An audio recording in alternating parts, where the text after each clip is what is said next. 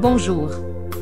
Le bulletin missionnaire de ce sabbat 12 octobre 2024 nous vient de l'Arizona, États-Unis d'Amérique. Le titre est « C'est l'heure de partir ?» Mon nom est Pedro. C'était un de ces jours, lourds, accablants et éprouvants. Je venais d'avoir des conversations difficiles avec des membres du personnel et, alors que je réfléchissais sur toutes les luttes qui s'étaient accumulées au cours de l'année écoulée, l'idée m'a traversé l'esprit. Il est peut-être temps de partir. Je me suis tourné vers ma femme, le poids de la décision me tiraillant. Je crois que c'est fini. Je pense que c'est le moment, ai-je dit, les mots sortant presque à contre-séhure. Je pense qu'il est temps pour moi de trouver un autre emploi. C'était ma 12e année en tant que directeur de l'école indienne adventiste du 7e jour de Holbrook, en Arizona. Les défis s'étaient accumulés et il était difficile de ne pas se sentir vaincu. Mais je n'étais pas du genre à prendre une telle décision à la légère. Je me suis souvenu de la promesse que j'avais faite à Dieu dès mon premier jour dans cette fonction. J'avais prié, « Dieu, tu as un grand travail à faire pour m'aider dans cette tâche.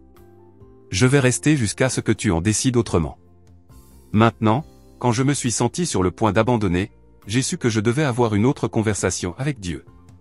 Je me souviens de ma promesse, ai-je dit doucement, le cœur lourd. Je ne veux pas revenir sur ma parole. Alors, est-ce que c'est toi qui me dis qu'il est temps de partir? Il n'y a pas eu de réponse immédiate, mais je savais qu'il ne fallait pas précipiter les choses.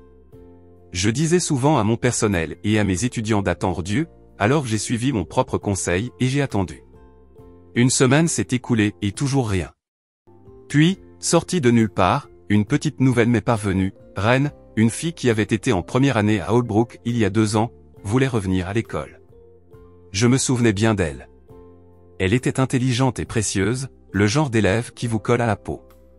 Mais comme beaucoup de familles amérindiennes, sa mère l'avait retirée de l'école pendant 2 ans à cause de la pandémie.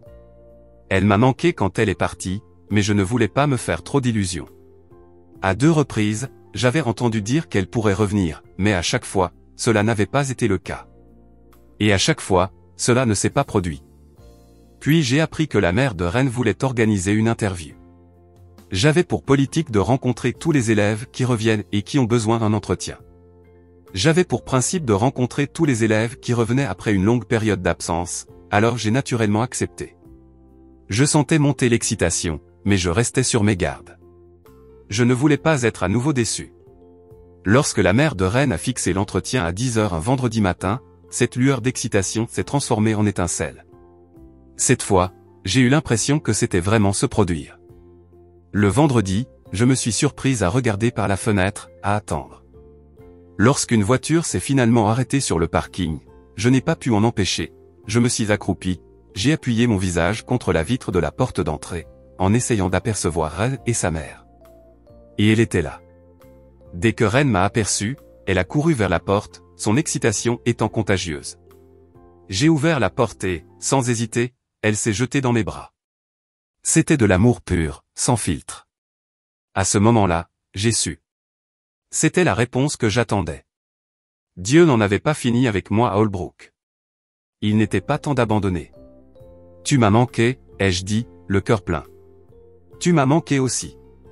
Les yeux de Ren ont brillé pendant qu'elle parlait.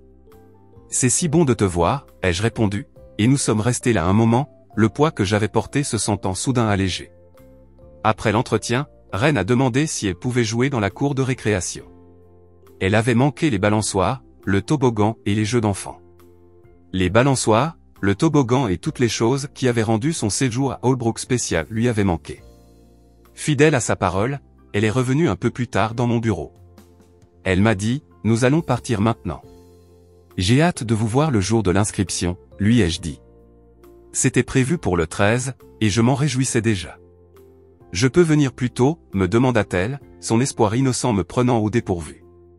Quoi? Tu veux revenir plus tôt? J'ai ri. Oui, dit-elle, comme si c'était la chose la plus naturelle au monde. Ren a penché la tête, me jetant un regard sérieux. Tu n'es pas le directeur de l'école?